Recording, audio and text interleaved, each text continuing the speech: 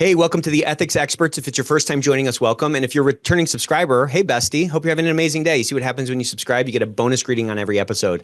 On this episode, we talk to Dr. Bettina Palazzo.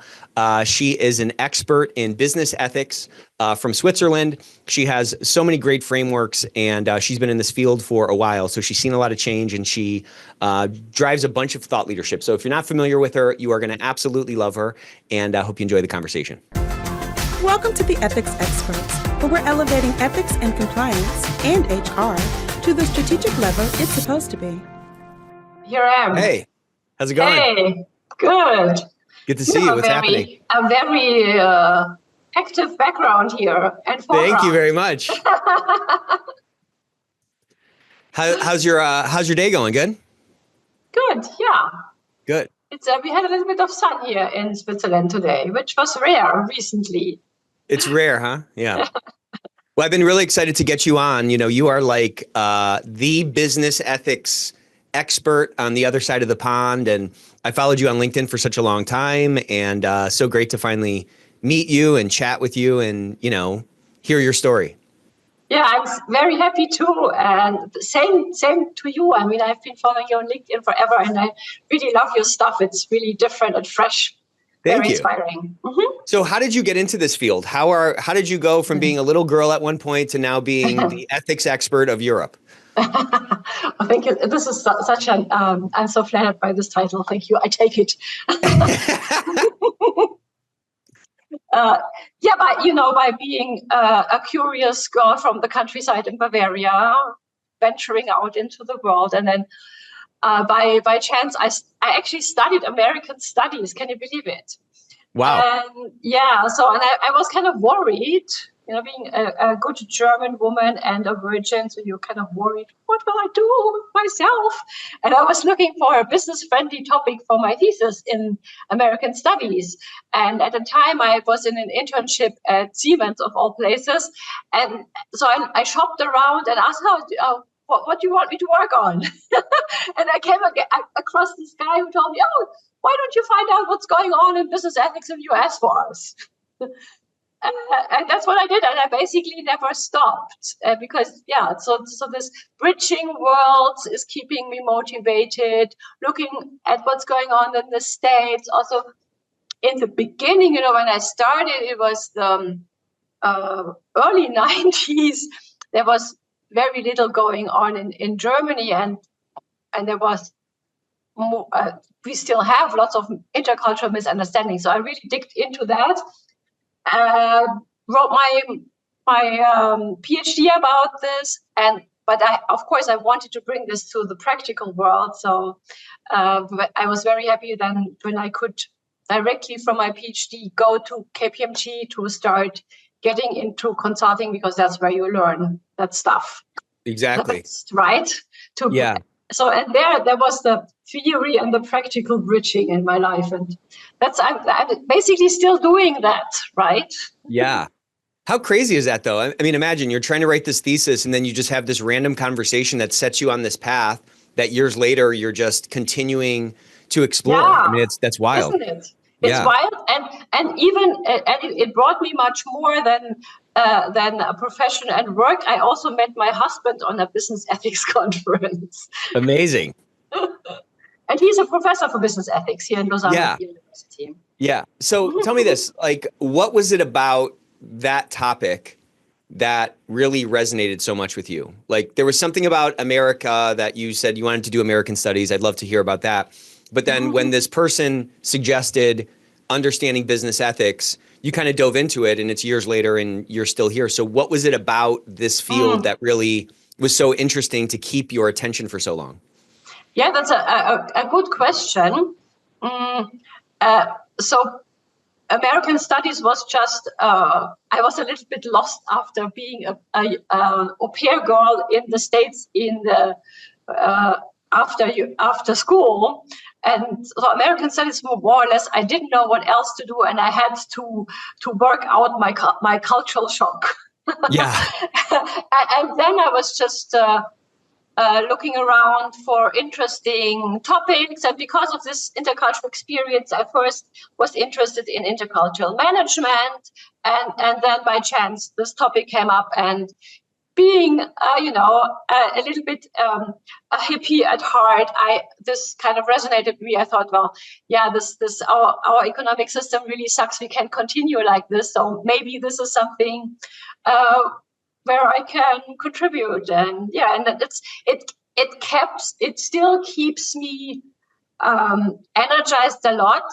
Especially, and I never quit consulting. I mean, I could have gone into an organization and become an ethics officer, but the consulting thing is again this nice combination of where you suck up new stuff and you bring it into practice and you translate it. Where I have the luxury that I can look around in all kinds of disciplines, from communication, marketing, ethics, leadership, and that's why it never gets boring. Yeah, it's so much It's so much variety, Yeah, I mean it's fascinating, right?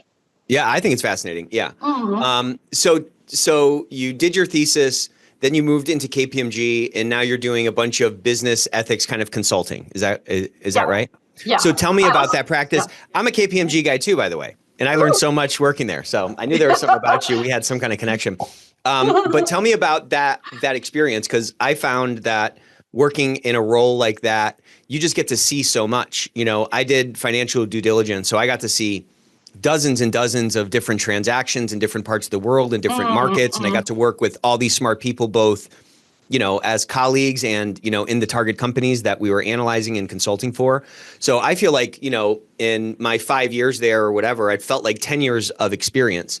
Tell me a little bit about the kind of projects you were working on and how you found that time there to be in terms of like building your skill set or building your toolbox. Yeah, at KPMG, you mean? Yeah. Mm-hmm. Yeah.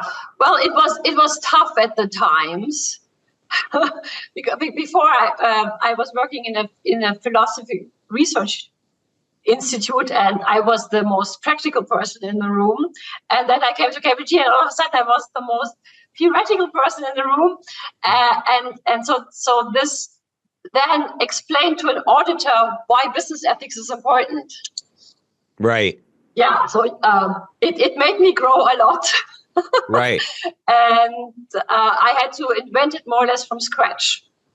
So really? that's was fast track. Yeah, I reached out to the colleagues in the US, and the colleagues in the Netherlands were advanced, but in Germany it was basically nothing. And what was also interesting, because I was part of the Department of Forensic Accounting. So the thinking had been, oh, great. So we already in there when they just had an incident. So then will be super easy to sell the business ethics as a prevention for the not to happen again. Right. But at the time, the early 90s, that strategy did not really work, because there had not been the learning years later in 2006 with the big Siemens scandal, where people all of a sudden understood much more about it. So back in the day, it was more, we had an incident. We just get rid of the bad apples. We have nothing to do with it. We are okay. We just want to put some Band-Aid over it, and if it comes up again because the Band-Aid gets infected, never mind. We'll put another Band-Aid on it. Right. Yeah. Right. And so what then finally worked so we could have business was finding the right people who already had this understanding that the culture is important, that you need to work to explain to your people where are the gray zones. Please come to us. So So was that frustrating? Did you find that frustrating? Yes. I think I have this kind of curse that I was ahead of the curve. So yeah. Then you. Right. They're like, why doesn't anybody else see this? I see it. It's so clear.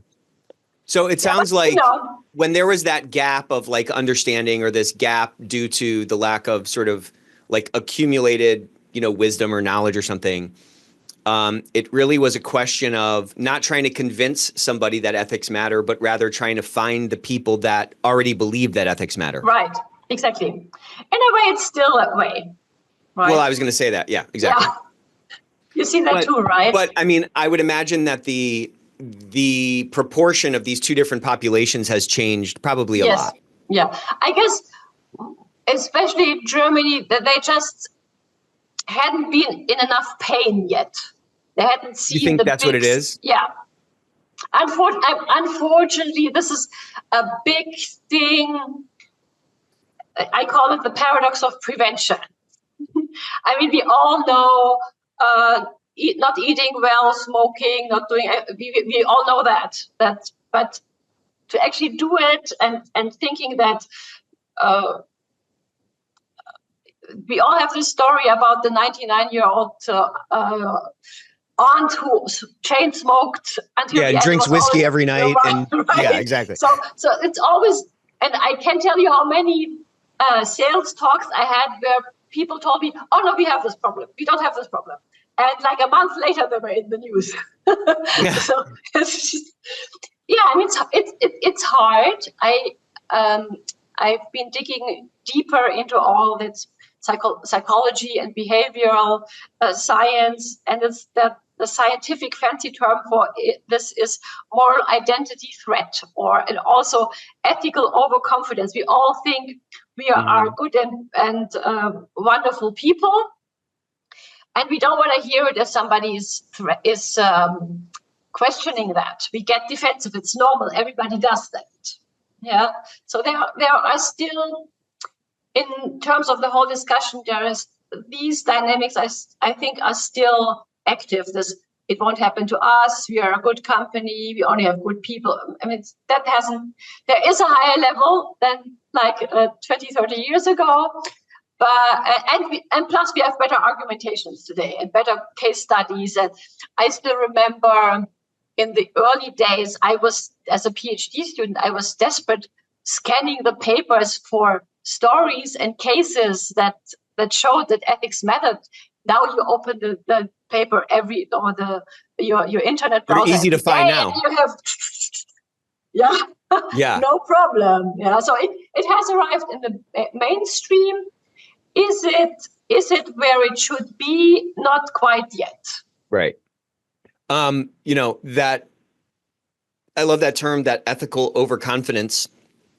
We don't have that problem, which is a funny thing to say because any company is full of people and people all have problems. You know what I'm saying? Like we've all lied, we've all done things wrong, right? Like that's not, there's no perfect people walking the earth, So the likelihood of something happening is, something other than zero for sure.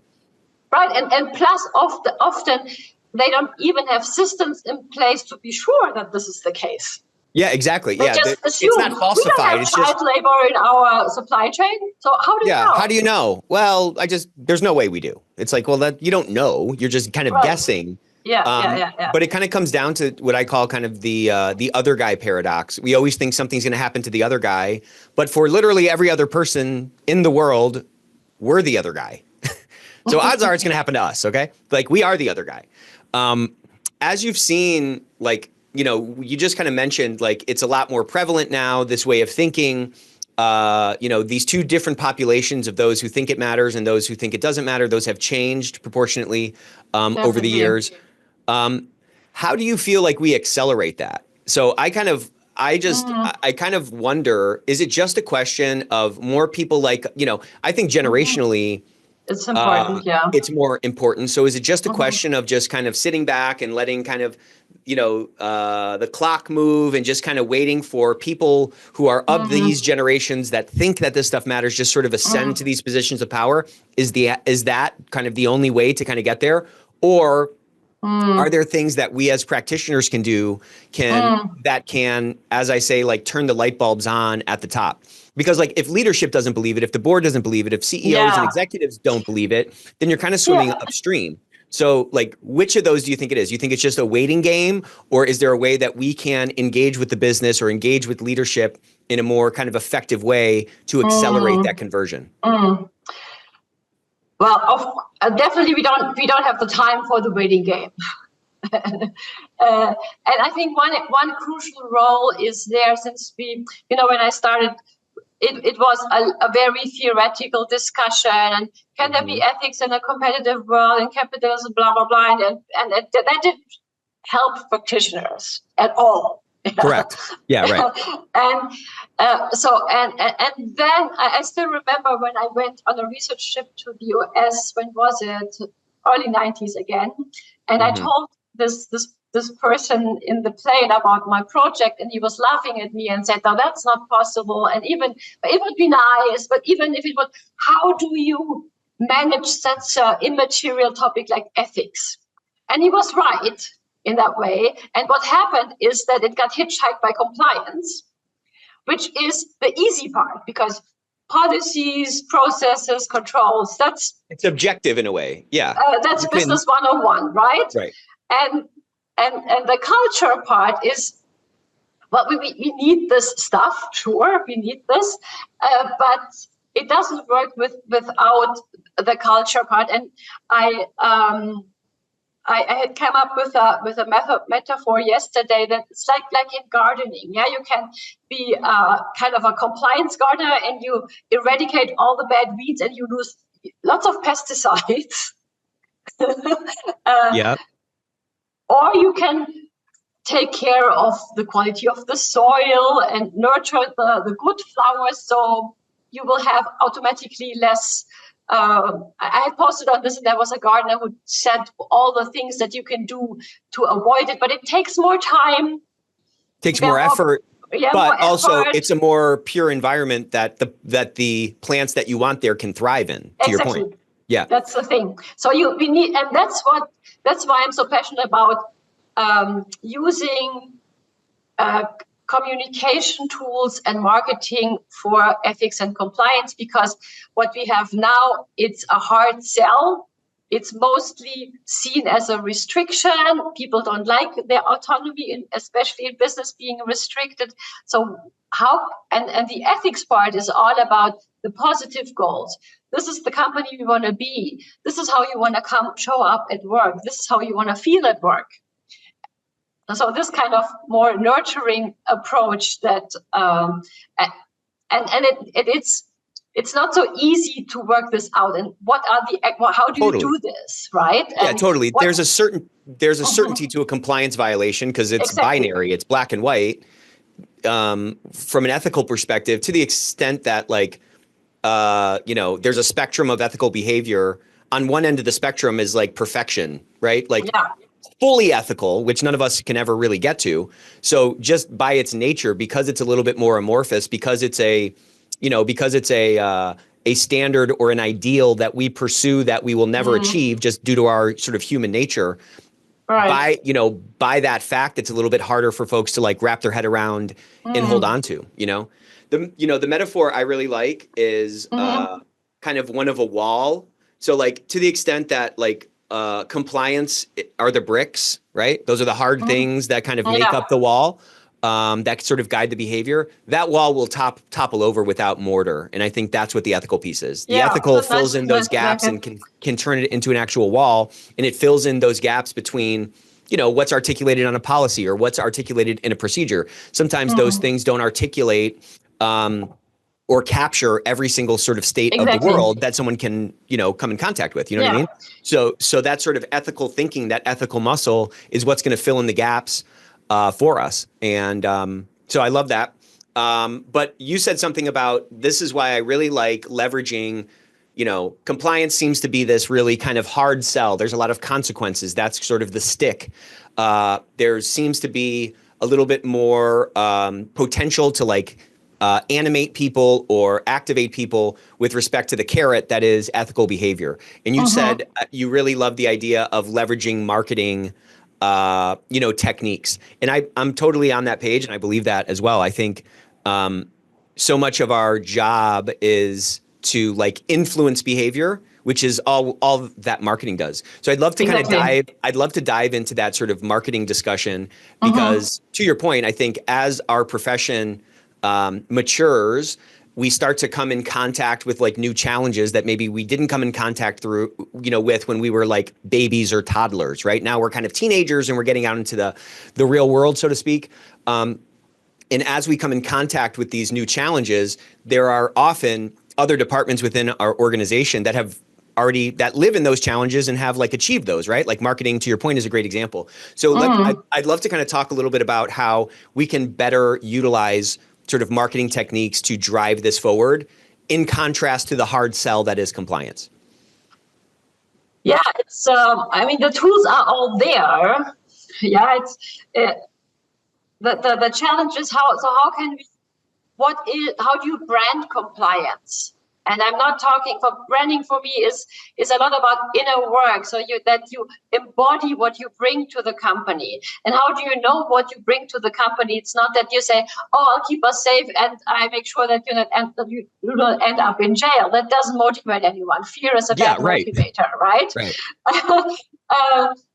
So you need to. How do you know what is your value added? Well, you have to think about your audience. So that's marketing 101. It starts with them. So make it about them. If always check, is this my agenda or their agenda? And if it's not on their agenda, they will not do it. Yeah, I have teenagers to parent, and that's kind of my learning ground. If in a way for me, the compliance position resembles a lot the challenges you have in raising teenagers, because you also are trying to keep a bunch of people who have only live in the now, have a very clear incentives to what they want and what they don't want, and you want to keep them safe. And they don't believe that you're right. And that it's like the perfect metaphor. Yeah, this is phenomenal. I didn't even think about this. Yeah, so and the magic first step in my compliance communication model is what's going on for them. And that, I think, not doing this is at the core why we have this resistance against compliance, because you come with your ABC policy and you want to push it on people and you don't really know what's going on for them, why this is difficult to implement, why they don't understand what is written in your policy. So start with a conversation, ask them about their job and find out what's going on and how you can be a solution. So the you probably know the big mantra, the holy trinity of marketing is: who are my target groups? What's keeping them up at night? Yeah, what are their whatever challenges, but especially in relation to compliance? And what is my solution to them? Yeah, you want to make their life more successful. You have to say success a lot in your emails. That's already a simple trick. But you need to prove it, how you can make their life easier and more successful. Because what people now experience compliance, that somebody comes from the outside, they don't really understand my business, and they want me to comply to regulations that don't make sense to me. Yeah. This person doesn't know what they're talking about, and they're just trying to hold me back. Even if it's not true, but it's an easy excuse, and you should not give them this excuse. Well, again, in like reality, beauty's in the eye of the beholder. Mm-hmm. If that's what they think, then that's the battleground, whether it's true or not. To your point, like you could have the best marketing campaign, but if it doesn't resonate with your, ideal client profile or your ideal customer profile, well, then that's a failure. That's a failure. Like it has to resonate with them, Yeah. There's a certain sort of like clarity or a certain like purity to marketing in that like the results determine whether it's successful or not, right? If you run a massive marketing campaign and you get no new sales from it, it doesn't matter how much you put into it and how thoughtful it was or how smart those marketers were or whatever research they did. If it doesn't convert, it doesn't work. And to your point, if we can have that kind of a mentality with respect to like our marketing, which is an attempt to like change behavior inside the organization, that's all we're trying to do. If it's not changing the behavior, well, then it's not working. It's not effective, clearly, Yeah, I love that. And in a way, I think one of the reasons why compliance people have problems getting into marketing because there's this certain feeling, oh, marketing, that's just, making it fancier, having a nice logo, which is not at all a thing. For me, what we need, the kind of marketing that's actually ethical, because it shows respect to your people. You want to know about them. You really, really want to understand them and help them, and explain it to them in a way that they really get it. And that cannot be done by writing, because of paragraph X, Y, Z, you can do this, or otherwise you will be in trouble. You need to strip it down to the ethical core. Why are conflicts of interest bad? It's because it touches upon the perception of fairness of your organization. It's like you go to a party and the host only gives his best friend the best stuff and drinks. Right. You need to explain it with these kinds of stories so everybody gets it. Oh yeah, I wouldn't want that. So now if you have this why, then you're motivated to fill out the boring conflict of interest certification. And you can also make the conflict of interest certification look beautiful and fun to fill out. Yeah. Okay.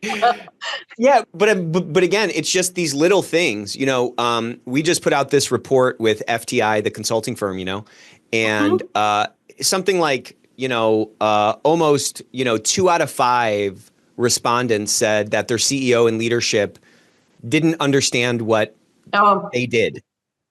Yeah. That's crazy. That's wild. I mean, yeah, that to me though is an opportunity for us as practitioners to change our thinking a little bit. I just, I'm more new to this industry than you are. And I'd love to hear your kind of perspective on this, because you've seen so much change, right? You're saying in the early 90s, it was hard to find someone who could fog a mirror that believed that ethics matters. Now you open the newspaper and you see a lot more of these stories. It's a lot, it occupies a bigger area in the broad sort of social consciousness, right? So it's definitely moved. I'd love your perspective on how to win your leadership. Yeah, that's of course an all-time favorite.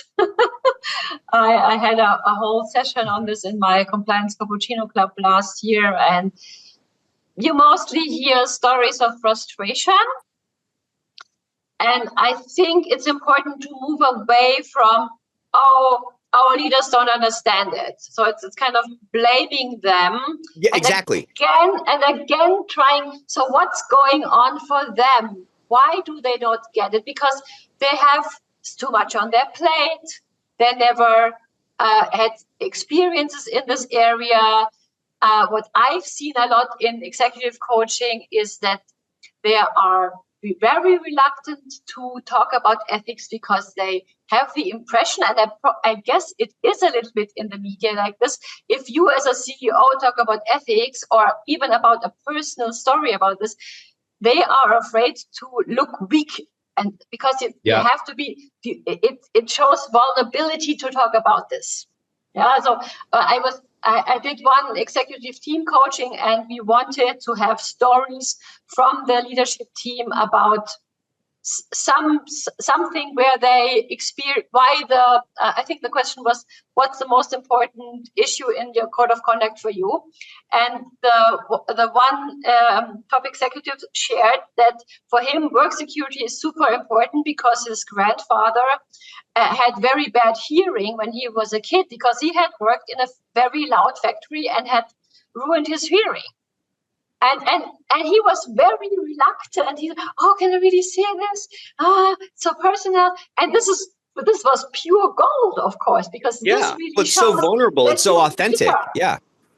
So this fear, because I have a good friend. She shared with me the story that she once brought up ethics in an executive meeting, and the big boss said to her, "We don't talk about emotions here, little lady." And Yikes. so it is. But years ago, I think that wouldn't happen anymore. But it shows you that I think it's still there, this impression that ethics has something to do with emotions. I'm a tough guy CEO. I don't talk about this. We don't have time for that. We're talking dollars and cents. We're not talking emotions here. And it's, so I really would like, and I don't really see this in the media to show that ethical leadership is a big success factor and that it is something sexy. Yeah, I think you're right. Yeah. But it's like what we all value seems to change a little bit. Maybe in our grandfather's generation, it was just the stiff upper lip and just strength only. I think people are always going to be attracted to strength because, we're human beings, but also it seems like it's moved a little bit toward like also valuing authenticity and also valuing, I have found in my own life this like paradox of like vulnerability that it's scary to be vulnerable for sure. But I have found that like when I can, muster up the courage to be vulnerable to, a team or something like that, it ends up leading to so much like more rich interaction, right? Definitely. People feel like they can be authentic, they can be more real, we can get more candid and transparent. And, they say courage is not like the absence of fear. It's like taking action in spite of the fear. And so I think like that's really the human experience. The human experience is we're constantly bombarded with temptations and challenges and, situations that are, difficult for us. And, the resilience of humanity is overcoming those things in spite of the challenges. And I think when we act when we as leaders, whatever, when we act as if, well, we don't have those issues. I'm never nervous before I give a speech. I'm never nervous before these things. Then I think it creates this like false separation that's actually selfish for a leader because they're trying to show something that they're actually not.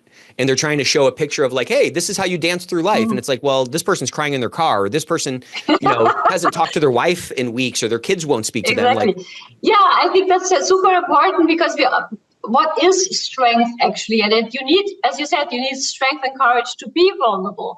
And I think we have a kind of a change in how we think about power, and we have to move away from this hierarchy anyways. So we might as well do it quickly. But it's difficult because this. Another friend of mine shared this sentence: "Nobody has their shit together." We are all scared. Correct. So, and that's super important for leadership. That because the traditional leadership code is that you have to be strong and you're perfect and you never admit that you did something wrong, which has a certain truth to it, because you can say, I would like to do this. If Martin Luther King would have said so, maybe I have this faint idea instead of I have a dream. Right. It would not have created this kind of momentum, right? And another sentence that resonates a lot here is leadership is just the ability not to show your fear.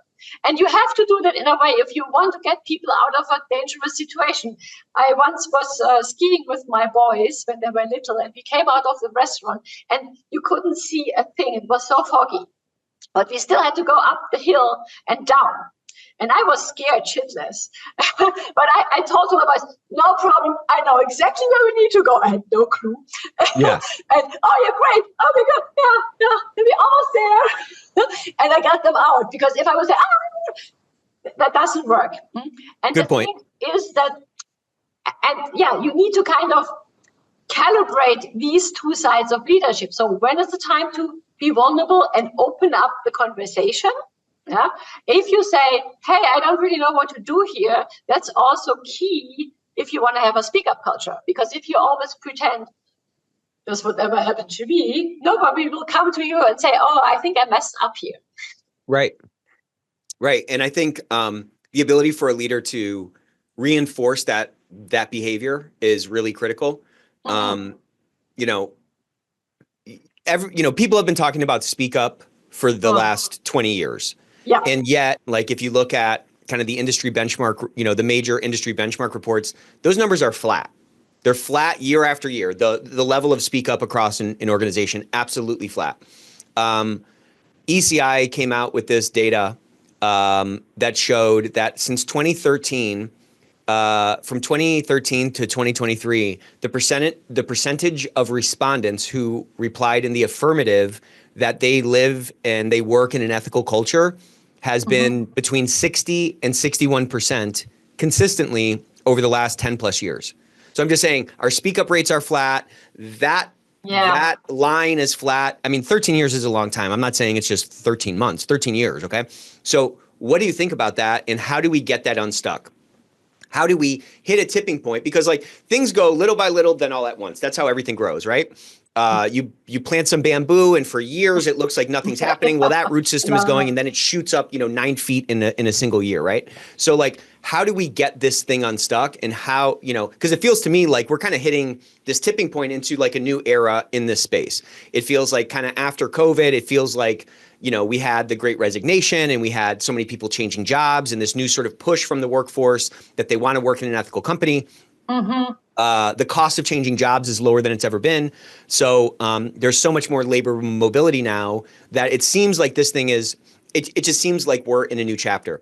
It would be a tragedy and a travesty if people like you and me can't get our industry to bend that curve up a little bit more. Like how many reports do you think there are in an organization? There's probably 50 or 60 reports per 100 in terms of, because there's some events that multiple people witness.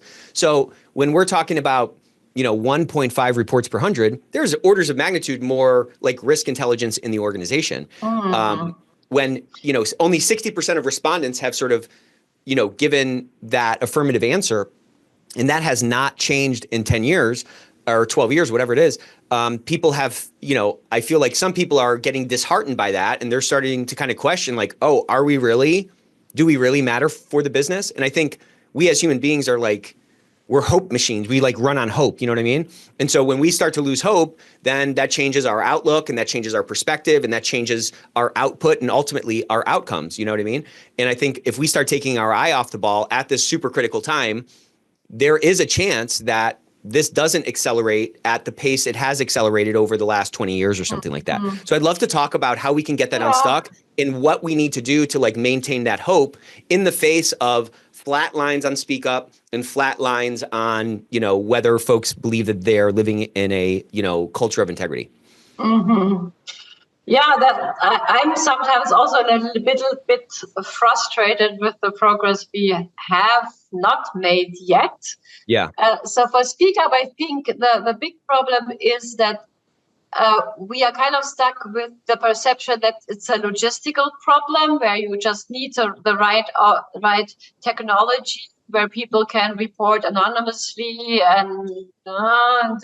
but if you don't have a culture where I can ask my boss, hey, where does this bottle of champagne on your desk come from?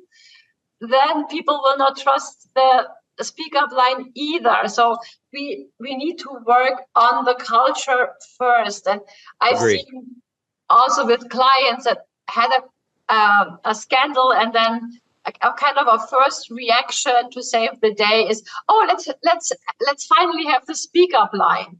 But if you do this on top of a rotten system, nobody will. Well, it's kind of neat in the press, but we did something very serious now. Yeah. Well, it's fake. To your point, it's yet another Band-Aid on a broken arm. Right. So and working on the Speak Up culture is tough because we have never learned to have respectful conversations about moral violations or whatever sensitive or uncomfortable truth. And that goes, the good news is that this goes far beyond compliance because behind every missed deadline or every broken project is something where somebody didn't listen well. Right. So the first step is actually not, oh, we have this helpline where people can, in desperation, if they don't know what to do anymore, break glass in case of emergency. Break, right? Yeah, exactly. Yeah. And ruin their life and their career because they are kind of catapulted out of it because they are the ones who use the emergency brake. We need to start with listening better and show again and again. And that's a leadership task. That's not easy because we don't want to hear this stuff. We want to hear you're great, wonderful, it's a great project, blah, blah, blah. So we need to teach leaders, and we have never learned this in our upbringing, to say, hey, I noticed that what's going on? What can we do about it? Because there are the techniques are out there, big time, but they're not really in the compliance field yet. Yeah, it's like compliance seems to like lag behind other departments in terms of their adoption of new technologies that can actually drive the outcomes that they're looking for. Why do you think that is? Do you think that's a budget constraint issue? Do you think it's a personality type issue within this space that we're just so risk averse, we're not willing to embrace new things until they're more well proven? Why are we always kind of lagging behind the pack, does it seem? Well, I guess it's a dynamic. So it started that how can we nail this pudding of ethics on the wall? So we start with processes, and then you're into this world, and it's easy.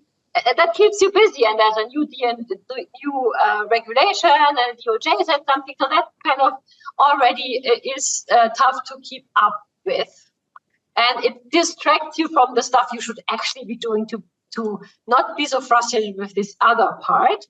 And then what I don't want to blame lawyers. I have big respect for people who went through this gruesome and tough education, but what I see a lot is that they have this thinking, which somehow comes natural with this education.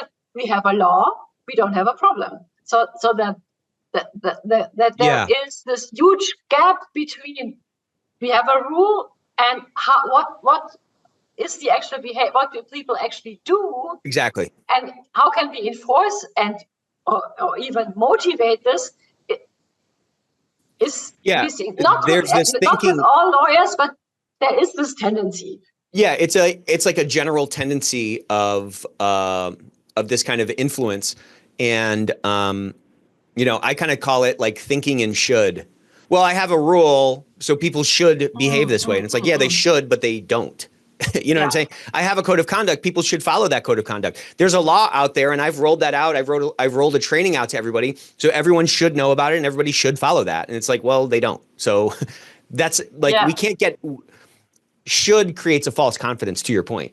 Exactly. I've already said that we shouldn't have child labor in our there's no child labor in our supply chain. Well, how do you know? Well, we have a policy. Well, it's like, well, there's no confidence in that policy because people don't necessarily color within the lines. You know what I mean? Yeah, it's almost like a magical thinking that if you put something in paper, then it automatically goes into the real world.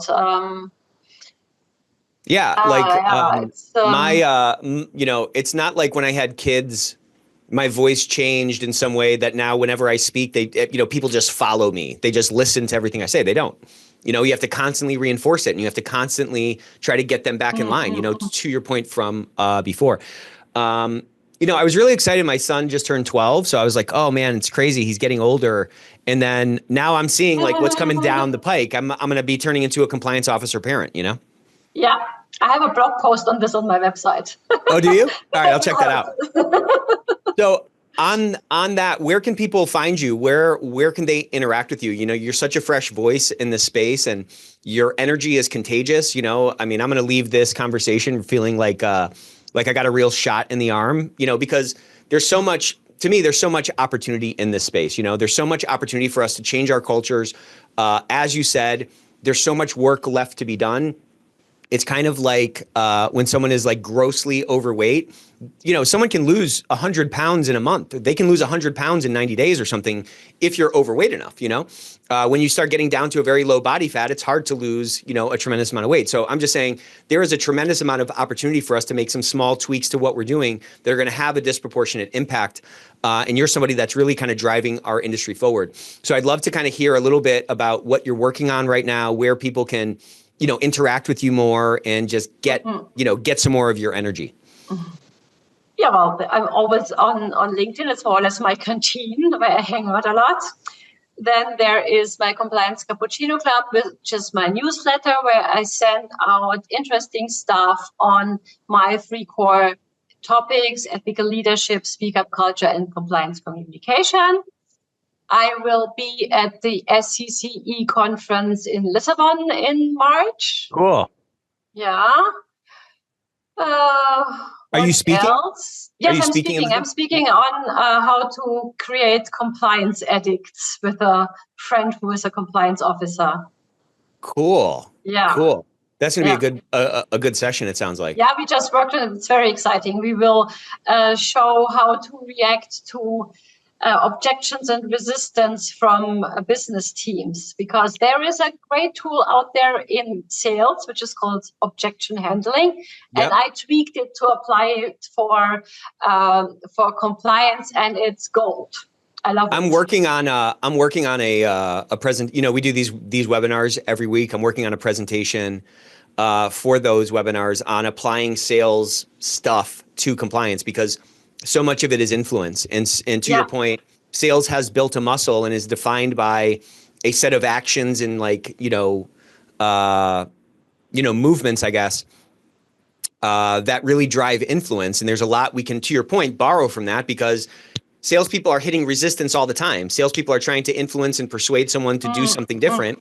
And that's really what the core of our job is. It's not like, most companies have a program now. Most companies have something in place to at least pay lip service to this topic that we spent the last hour talking about. Yeah. You really need to sell it. And I'm a big fan of Dan Pink, who wrote this amazing book, Selling is Human. Yes, I love that book. We gave that away at a conference recently. Yeah, great. Good idea. Everybody, every compliance person should read that book. Well, we're all in sales. And if we can't wrap our head around that, then we're never going to be a black belt compliance officer. We're never going to be a black belt ethics professional if we can't really absorb behavioral science and influence techniques and sales techniques, because those objections that people bring to a sales conversation, that's just a human reaction to something that they're not comfortable with. It happens with our kids. Go ahead. Sorry. And that's the opportunity to find out what they really care about and be innovative and creative about it.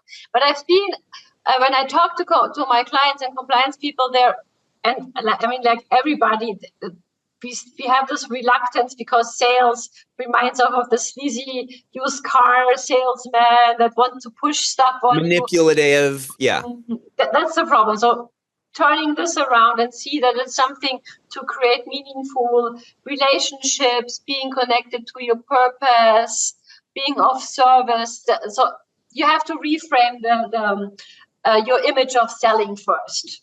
Yeah. And, what's interesting is that people don't have a problem. Like lawyers have a really bad reputation, right? Like many lawyers, right? Sleazy lawyers, snakes, all that kind of stuff. And yet it's a very noble profession at its core. And there's a lot of really noble people in it. And I think when you're in the legal field or you're legal field adjacent, it's easy to make that distinction. When you're not interacting with sales a lot, it's easy to let that stereotype color that entire field and say, well, I don't want anything to do with that field. That is so sleazy. In my opinion, yes, there's a lot of sleazy salespeople, but sales is a really noble profession, because if you're doing it right, you're focused on the other person. You're not selling snake oil to somebody. You're solving their real problem. And if it works, great. And if it doesn't work, okay, fine. But the focus is on helping. The focus is on, making your prospect's life better. And if it works, cool. And so I think it's a very noble profession. I think when it's done right, it solves a lot of problems. It's like the core driver of every economy in the world, And I think if we can overcome the stereotype that we might kind of have on that whole group from a distance, we can start to really embrace some of the things that they do really well when it's done in a pure way, and allow us to really accelerate our impact within the organization. But again, to your point, it's going to take us kind of developing new skills and doing things differently if we're going to change the outcome. If we're going to ever bend that curve of speak up, or we're going to bend the curve of, people who believe that they're living in a culture of integrity. Exactly. Yeah. Makes ethical selling sexy. It's probably the formula. I love it. That's a book right there. Ethics is sexy. Maybe that's the book, Yeah. Well, Dr. Bettina, thank you so much for coming on. Really love your work. Love everything you do for our industry. And, this conversation was a long time coming. So it was really fun to get to know you a little bit today. We had a tragic challenge in between, right? That's right. We did. That's right. Yeah, I think it was the night before you had your accident. Right. Yeah. Wow. That's crazy. That's right. I forgot about that. Well, I'm glad we finally did it. And I'm glad I'm not in a Yeah, That's in a hospital bed, you know? Yeah, Well, it was you've great. been very brave. Thank you so much. All right. Well, it's great to see you. We'll see you guys next time. Bye bye. Bye.